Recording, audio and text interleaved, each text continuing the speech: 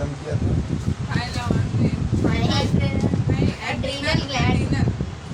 Adrenal gland हो गया। हाँ हो गया। अभी उसको हार्मोन से अच्छा, तो ब्रेन में कितने कौन कौन सी ग्लैंड्स होती हैं? हाइपोथैलेमस का काम को नियंत्रित करना। और पीनियल का कौन कौन सा? मेलेटोनिन और सेरोटोनिन। मेलेटोनिन का काम नींद लाना। अच्छा, ये सबसे ज़्यादा किस में पाई जाती है? छोटे बच्चों में। इसके बाद तुम्हारी थायराइड, पीयूष ग्रंथि, 5 हार्मोन्स कौन कौन सा?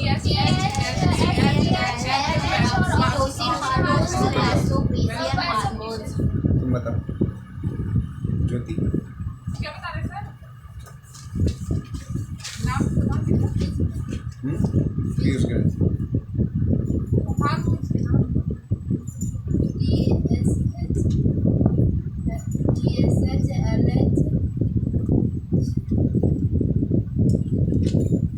मंस वो यांश बताओ।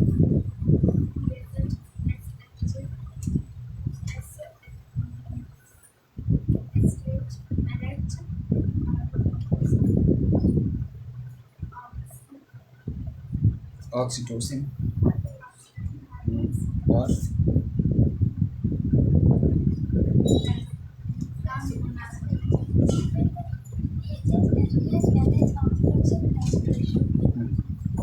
अच्छा, ऑक्सीटोसिन का काम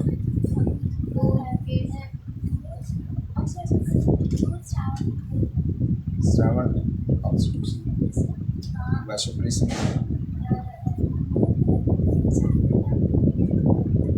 सांद्रता को। अच्छा, इसके बाद थायराइड, थैलेमस ग्लैंड,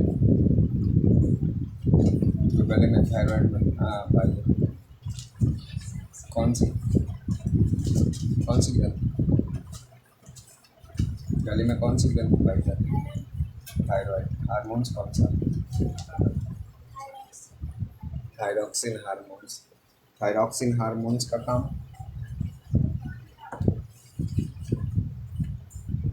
क्या होता है? इसकी का ब्लड प्रेशर को नियंत्रित करना। और इसकी कमी से कौन सा रोग होता है? इसकी कमी तुम बताओ। थायरॉक्सिन हार्मोन्स की कमी से कौन सा रोग होता है?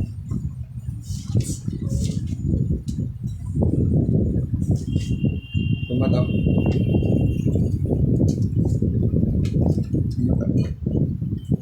हेलो सर जी, बता रहे खुशबू। घेंगारू कौन सा? घेंगारू। अच्छा, जो थायरॉक्सिन हार्मोन्स है वो कैसे बनता है? कैल्शियम और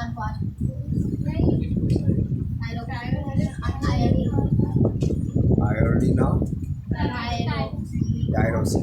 आयोडीन और टायरोसिन। और पैराथायरॉक्सिन कहाँ पाया जाता है?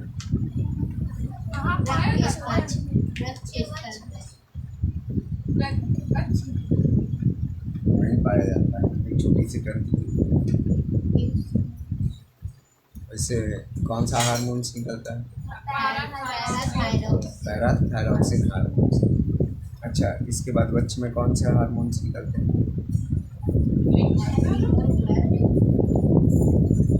वक्ष में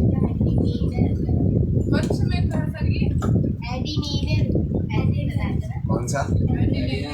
एडिनेलिन। और इसमें से कौन सा हार्मोन्स निकलता है? Adrenaline hormones. अच्छा, इसका काम क्या है? इसका काम है बीपी को तेज कर देता है, इमरजेंसी और वक्ष में तुम्हारा थाइमस ग्लैंड पाई जाती है। बच्चे में कौन सा? थाइमस। और इसमें से कौन सा हार्मोन क्या क्या निकलता है? थाइमस से प्रोटीन और अच्छा टायरोसिन तुम्हारा उसमें थायराइड में। अच्छा लिम्फोसाइट प्रोटीन का काम और लिम्फोसाइट का रोगों से बचाना। अच्छा एड्रिनल ग्लैंड कहाँ पाई जाती है?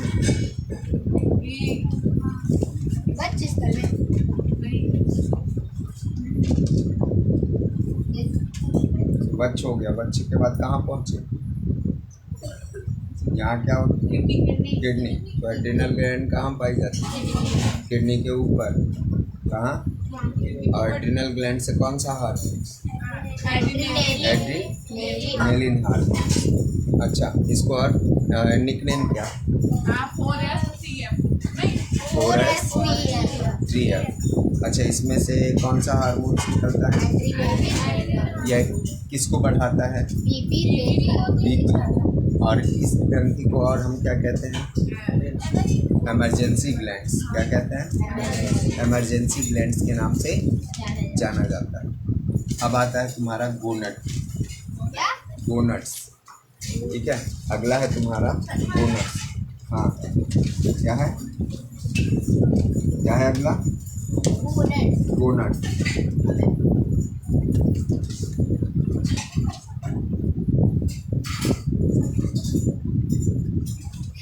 गोनट्स क्या है? गोनट्स ग्लैंड। कौन सा? गोनट्स ग्लैंड। गोनट किसको कहते हैं? जनन। किसको? जनन। ठीक है। जनन ये कौन से हार्मोन्स को निकालता है? तो ये जनन हार्मोन्स को, किसको? जनन हार्मोन्स को निकालता है। किसको निकालता है? ठीक है। और ये मदद किस में करता है? तो ये मदद करता है स्टेरॉइड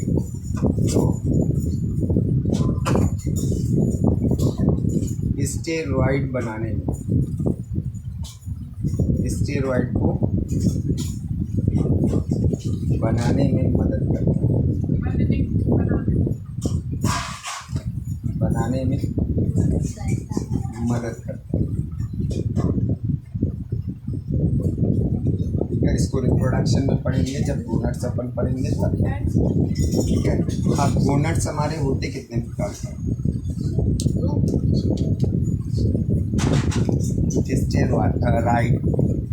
राइड है स्टेरॉइड। अब इधर जनन हमारे होते कितने प्रकार के हैं? तो ये होते हैं 2 प्रकार के। कितने प्रकार के? कौन कौन सा? तो ये है पहला मेल गोनट। कौन सा? हाँ मेल गोनट। और दूसरा कौन सा? Female gonad. ठीक है। मेल गोनट्स में क्या पाया जाता है? मेल गोनट्स में क्या होता है? मेल गोनट्स में क्या आएगा? मेल गोनट्स में आएगा गैस्ट्रिस। हिंदी में वृषण। क्या आएगा? वृषण। और फीमेल गोनट्स में क्या आएगा? ओवरीज। ओवरीज। ठीक है। जिसको क्या कहते हैं? इसको वृषण। ओवरी को क्या कहते हैं?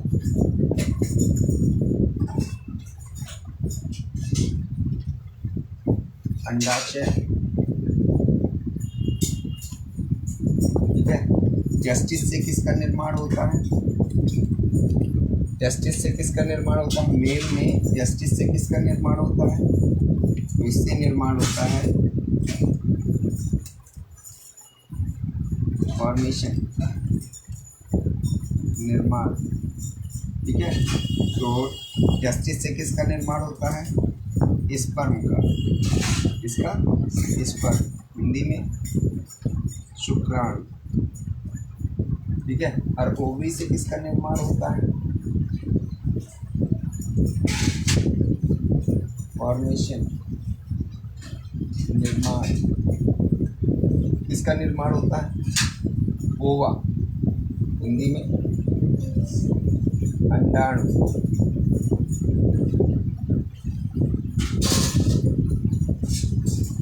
नोट कर इसका।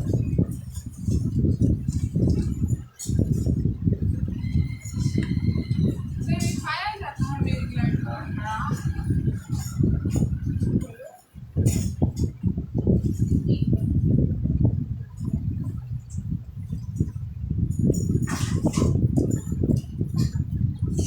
जल्दी नोट करो।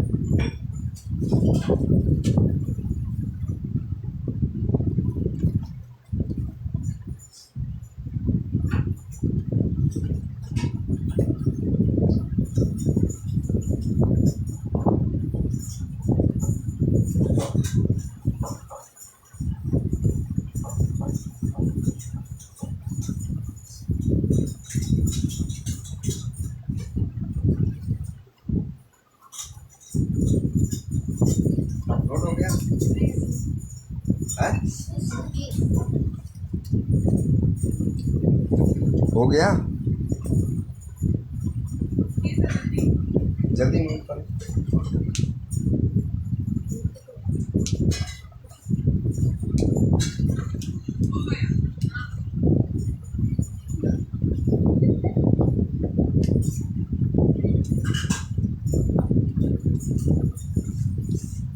आगे देखो, कितना हो गया? अब आते हैं मेल से। तो मेल के टेस्टिस से कौन सा हार्मोन्स निकलता है? तो मेल के टेस्टिस से निकलता है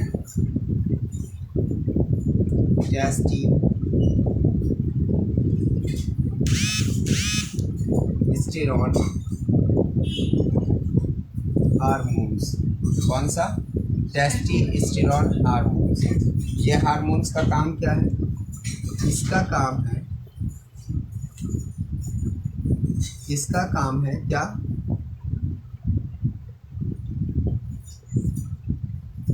सेकेंडरी सेक्सुअल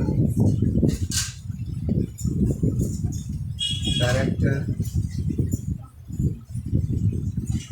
का निर्माण। ठीक है, सेकेंडरी सेक्सुअल कैरेक्टर को क्या कहते हैं? तो इसको कहते हैं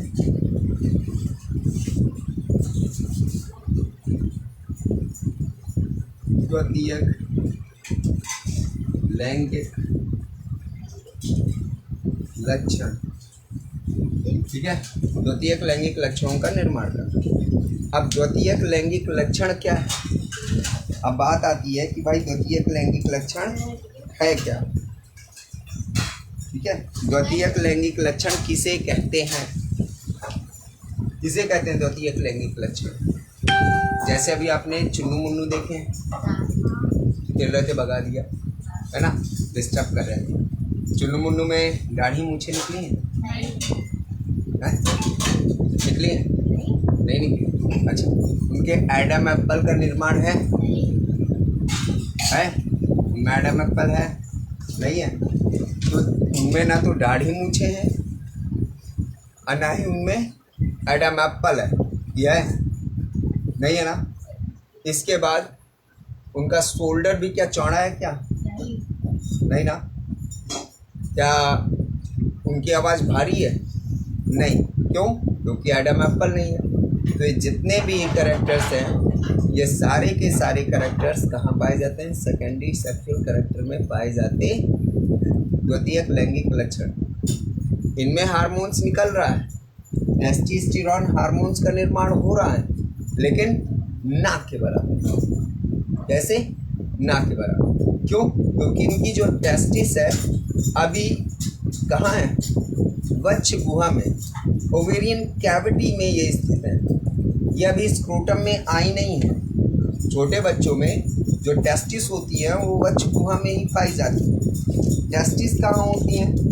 जनन, जो जेनाइटल ऑर्गन होता है, जेनाइटल ऑर्गन में तो पाउच के जैसी संरचना होती है, ये बाहर की संरचना स्क्रोटम कहलाती है और अंदर अंदर की जो संरचना होती है इसको कहते हैं टेस्टिस, ठीक है।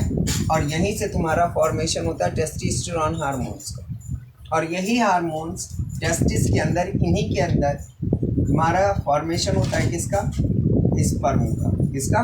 स्पर्म का, ठीक है। कहाँ होता है? तो इसके अंदर पाई जाती है सेमनीफेरस ट्यूब्यूल्स। सेमनीफेरस ट्यूब्यूल्स क्या पाई जाती हैं? सेमनीफेरस ट्यूब्यूल्स, जहाँ से तुम्हारा क्या होता है, स्पर्म का फॉर्मेशन होता है, ठीक है। तो ये हमारा सेकेंडरी सेक्सुअल कैरेक्टर के अंतर्गत हमारा ये भी आ जाता है कि जब टेस्टिस पूरी तरह से डेवलप हो जाती है या टेस्टोस्टेरोन हार्मोन्स पूरी तरह से निकलने लगता है, तब वो स्पर्म फॉर्मेशन का भी निर्माण करना चालू कर देता, ठीक है। ये तो बात थी किसकी? मेल। किसकी? मेल। अब आते हैं बात जाहिर में फीमेल। तो फीमेल का जो हार्मोन्स है, फीमेल कई हार्मोन्स को सिक्रीट करती है, और वो भी किसके द्वारा होता है? ओवरी, ठीक है। ओवरी के द्वारा कई हार्मोन्स को वो भी सिक्रीट करती है, और इसके द्वारा भी सबसे पहला लक्षण आता है क्या?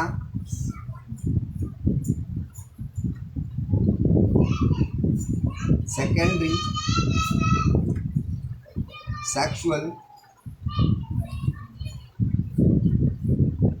कैरेक्टर का निर्माण, ठीक है। तो फीमेल में नहीं पाई जाती क्या सेकेंडरी सेक्सुअल कैरेक्टर? हैं? तुम सब लोग पहले से ही, बचपन से ही इसी तरह थे जिस तरह भी है। तुम लोगों की बॉडी बचपन से ही ऐसी है, नहीं ना? तो फिर आप लोगों में भी, फीमेल्स में भी सेकेंडरी सेक्सुअल कैरेक्टर पाया जाता है। सेकेंडरी सेक्सुअल कैरेक्टर में फीमेल्स में क्या होता है? जैसे अगर हम बात करें फीमेल्स में कि सेकेंडरी सेक्सुअल कैरेक्टर में कौन कौन मदद करता है, तो सेकेंडरी सेक्सुअल कैरेक्टर ये जो हार्मोन्स होते हैं तो कौन कौन से हैं? ऊपर लिख दें,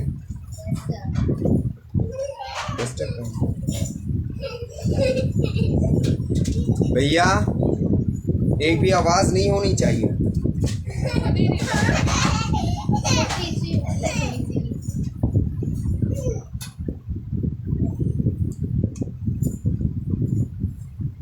हो गया? जल्दी नोट करो, लो नोट करो जल्दी। एक भी आवाज नहीं, अगर चुनूंगा समझे रहना, काम कृष्ण ध्यान रखना, राधे कृष्ण बना दिया। हो गया?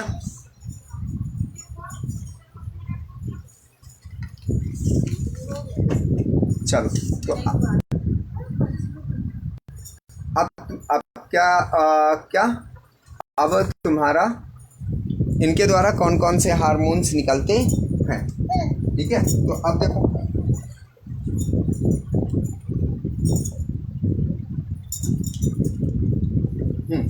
तो हार्मोन्स की अगर बात करें तो इनको लिख दें अपन ऊपर।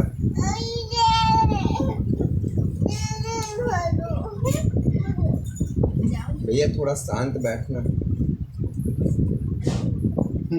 अब अगर हार्मोन्स की बात करें, किसके हार्मोन्स की? फीमेल गोनड्स आते हैं, ठीक है। अगर इन हार्मोन्स की बात करें तो कौन कौन से हार्मोन्स निकलते हैं, तो देख लेते हैं इनको। तो सबसे पहले आता है एस्ट्रोजन। क्या?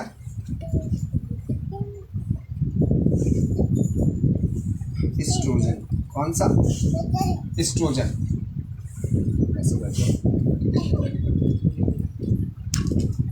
एस्ट्रोजन, एस्ट्रोजन का काम क्या होता है? तो एस्ट्रोजन का काम होता है, किसको कंट्रोल करता है? तो फीमेल्स में, जब फीमेल्स पूरी तरह से डेवलप हो जाती हैं, ठीक है, जब फीमेल्स पूरी तरह से डेवलप हो जाती हैं, तब उनमें जब सेकेंडरी सेक्सुअल कैरेक्टर स्टार्ट हो जाता है, उस समय एस्ट्रोजन का काम होता है क्या? ओवा फॉर्मेशन। ओवा फॉर्मेशन। ओवा फॉर्मेशन का मतलब अंडाणु का निर्माण। ओवा फॉर्मेशन का मतलब अंडाणु का निर्माण। ये ओवा को फॉर्मेट करती हैं, ओवा को बनाने में मदद करती हैं। अगर ओवा फॉर्मेशन हुआ, अब देखना यहीं से अगला क्वेश्चन बनेगा, अगर ओवा का फॉर्मेशन हुआ तो ओवा कब फॉर्मेट होता है? ओवा कब फॉर्मेट होता है, कब बनता है? जब आप लोगों में कौन सी साइकिल, कौन सी? आवर्त चक्र चालू होता है। आवर्त चक्र बताया था हमने, है ना? मेंचुरेशन साइकिल बताया था, मासिक चक्र या पीरियड्स बताया था, है ना? तो वही, जब भाई ओवा कब बनेगा? जब आप लोगों में पीरियड्स स्टार्ट होंगे तभी तो ओवा बाहर आएगा। ठीक है, तो ये पहली चीज ओवा फॉर्मेशन में मदद कर रहा है, दूसरा आवर्त चक्र को चलाने में मदद करता है। ठीक है, इसके बाद आता है तुम्हारा अगला कौन सा? एस्ट्रोजन के बाद प्रोजेस्टेरॉन हार्मोन्स। कौन सा? Progesterone hormones. Progesterone hormones. अब इसका काम क्या होता है? प्रोजेस्टेरॉन का काम क्या होता है? तो प्रोजेस्टेरॉन का काम होता है क्या?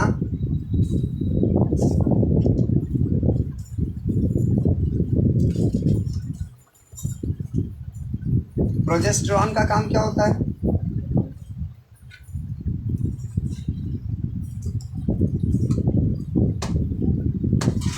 गर्भाशय को बनाए रखना।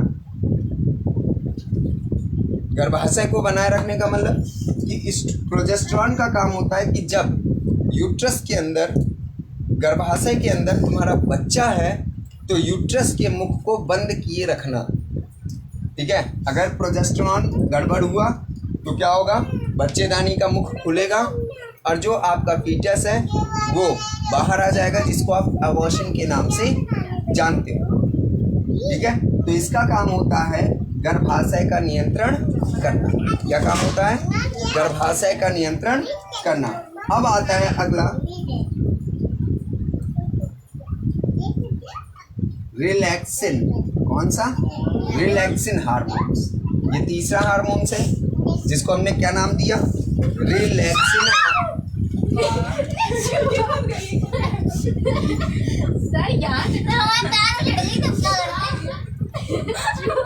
कुछ नहीं, यहाँ डायनासोर आ गया। डायनासोर आ गया था, इनके पैरों में बैठ गया।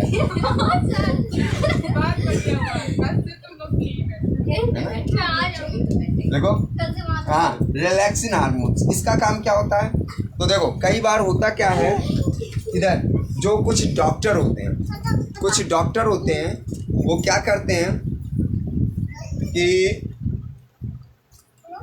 कुछ ऐसे भी डॉक्टर होते हैं, जैसे कोई भी फीमेल प्रेग्नेंट है तो प्रेगनेंसी के दौरान क्या होता है कि डॉक्टरों को दिखाने जाओ तो डॉक्टर डिफरेंट टाइप्स की दवा दे देते हैं, है ना? और कहते हैं कि इसको कंटिन्यू खाना है। कहते हैं कि नहीं? कहते हैं ना। लेकिन उसमें क्या होता है कि कुछ डॉक्टर ये करते हैं कि कुछ ऐसी दवाइयाँ दे देते हैं। ठीक है, कौन सी दवाइयाँ दे देते हैं?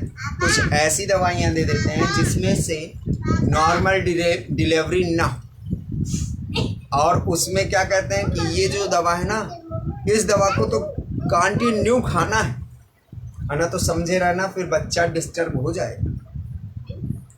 क्यों?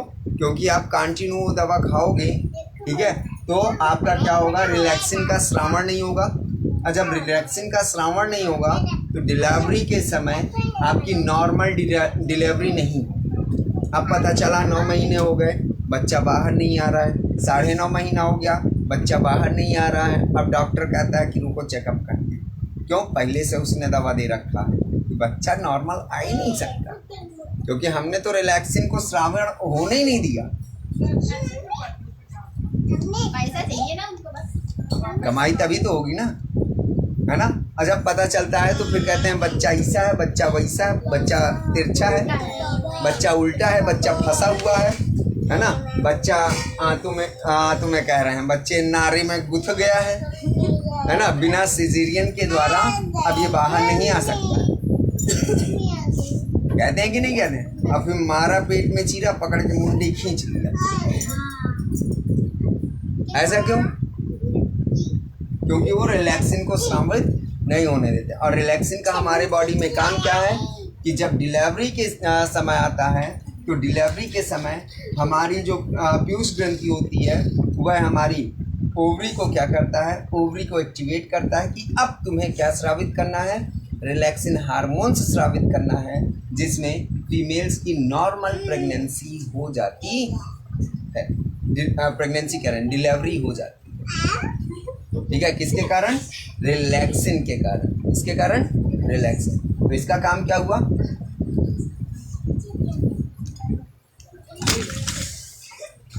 गिरा उड़ा देंगे सर आप, हटा देखो अब मैं बता रहा हूँ तुम लोगों को, देखना नहीं मानेंगे।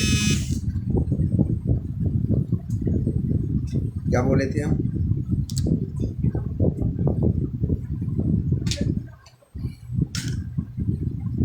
चल जल्दी।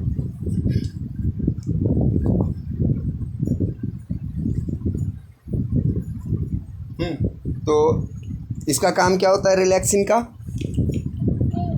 क्या काम होता है? रिलैक्सिन का काम होता है जन्म के समय नॉर्मल डिलीवरी करवाना। क्या काम होता है? जन्म के समय नॉर्मल डिलीवरी करवाना। नोट कर लो।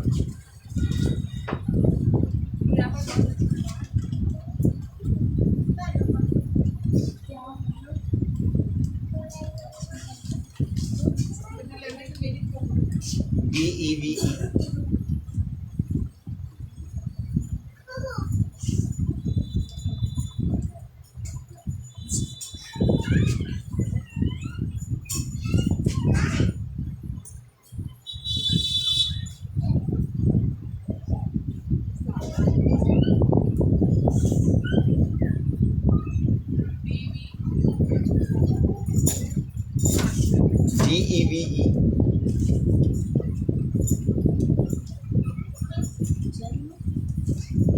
सामान्य रूप से DEVELORY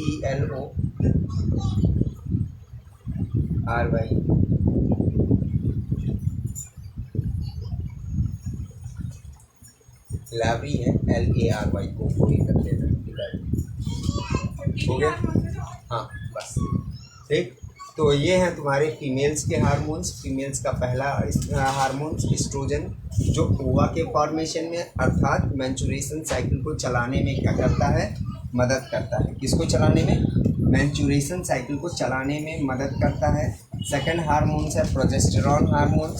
यह गर्भ को धारण करने में या ओवरी को या तुम्हारे गर्भाशय को बनाए रखने में मदद करता है। इसके बाद रिलैक्सिन हार्मोन्स, यह सामान्य डिलीवरी में मदद करता। क्लियर? हार्मोन्स खत्म, ग्लैंड्स खत्म। ठीक है, ये तुम्हारी ग्लैंड से यहाँ तक की सारी खत्म हो गई। अब आते हैं अपने अगले टॉपिक की तरफ। कौन सा है अगला टॉपिक? कौन सा?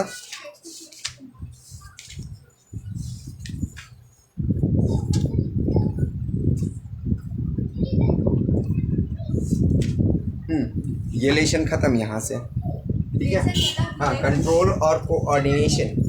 कंट्रोल और कोऑर्डिनेशन का जो लेसन है वो क्या हो गया? खत्म हो गया। अब यहाँ से कुछ आपके डिफरेंस पूछे जाते हैं, उन डिफरेंस को लिखना है। ठीक है, तो डिफरेंस लिखना है तो डालो हेडिंग डिफरेंस। नहीं,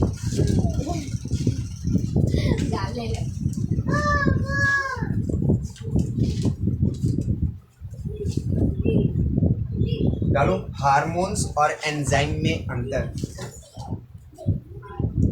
हार्मोन्स और एंजाइम में अंतर। हार्मोन्स और एंजाइम में अंतर। Difference between hormones and enzyme. तो हार्मोन्स हमने पढ़ा रखा है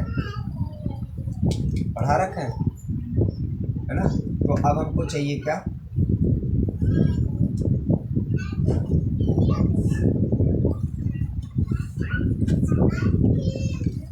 difference between hormones and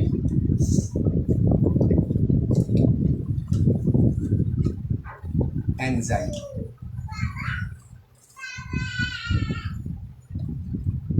hormones और एंजाइम। हो गया।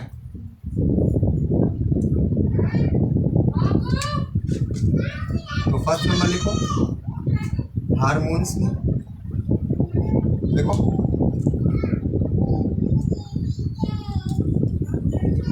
हार्मोन्स में ये किसके बने होते हैं, कार्बनिक यौगिकों के। किसके बने होते हैं, ये कार्बनिक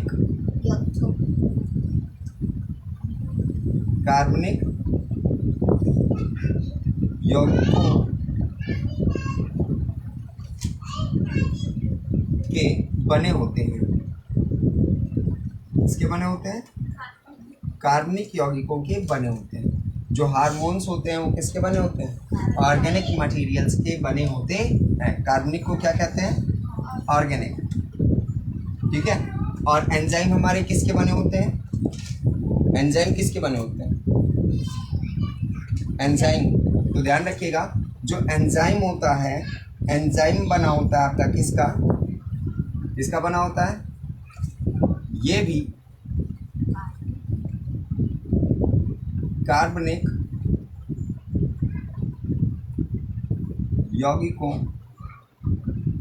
के बने होते हैं।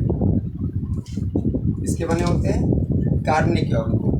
जो तुम्हारे एंजाइम भी हैं वो भी किसके बने होते हैं, कार्बनिक यौगिकों के बने होते हैं।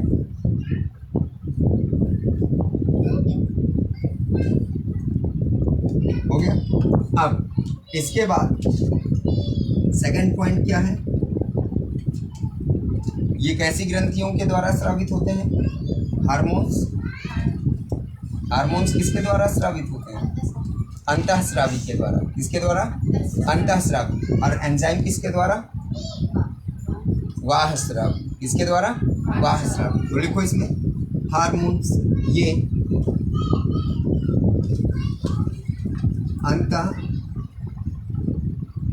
अंतःस्रावी ग्रंथियों से स्रावित होते हैं। और ये बाह्यस्रावी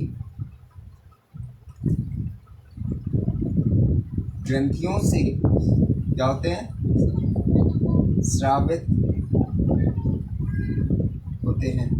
किसके द्वारा, बाह्यस्रावी ग्रंथियों के द्वारा स्रावित होते हैं। अच्छा, जो तुम्हारा हार्मोन्स है, क्या, हार्मोन्स का श्रवण कहाँ होता है, हार्मोन्स कहाँ निकाले जाते हैं, ब्लड में। और एंजाइम कहाँ, डक्ट में, नलिकाओं में। एंजाइम का श्रवण कहाँ होता है, नलिकाओं के द्वारा टारगेट ऑर्गन तक। ठीक है। तो लिखो, ये ब्लड में स्रावित किए जाते हैं। और ये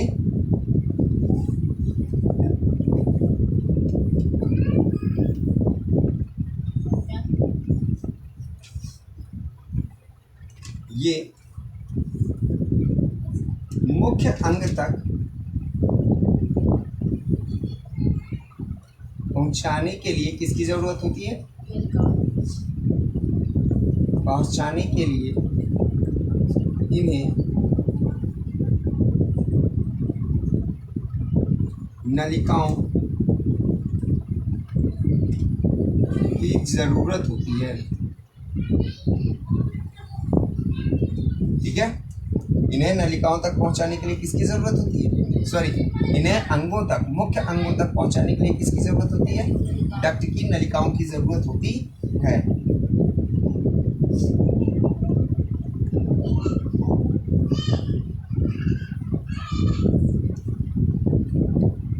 हो गया। अब हमने इससे पहले भी बताया था हार्मोन्स में कि हार्मोन्स की कमी से और अधिकता से हमको रोग हो जाता है। अगर कम हो गया तब भी हमारे लिए दिक्कत है, ज़्यादा हो गया तब भी हमारे लिए दिक्कत है। इसलिए ये हमेशा बैलेंस रूप में निकलता है। लेकिन एंजाइम की तो हमें क्या होती है? कम ही जरूरत पड़ती है। ठीक है, एंजाइम की हमको क्या होती है? कम जरूरत पड़ती है। तो इसमें लिखो, इनकी अधिकता और कमी से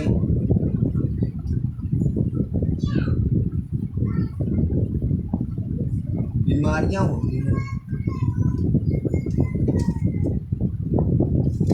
और इसमें ये कम मात्रा में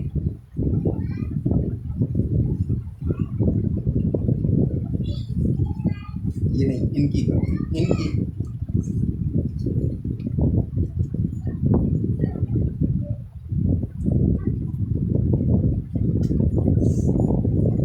कम मात्रा में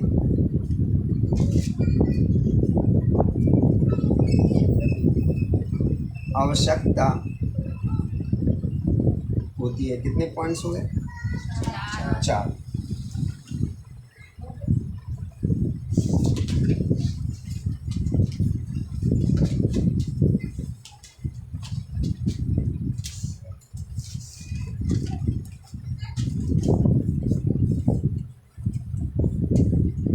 हो गई। तो यहाँ से ये तुम्हारा अंतःस्रावी और बाह्यस्रावी। ठीक है, अब ये रिलेशन पूरी तरह से क्या हो गया तुम्हारा? समान। टाइम क्या है? ठीक है, अब चलेंगे कल अपने दूसरे रिलेशन की तरफ। ये बताओ, जीवों में जनन करवा दिया है कि नहीं? है? जीवों में जनन नहीं हुआ, तो कल से स्टार्ट करेंगे जीवों में जनन। बायो।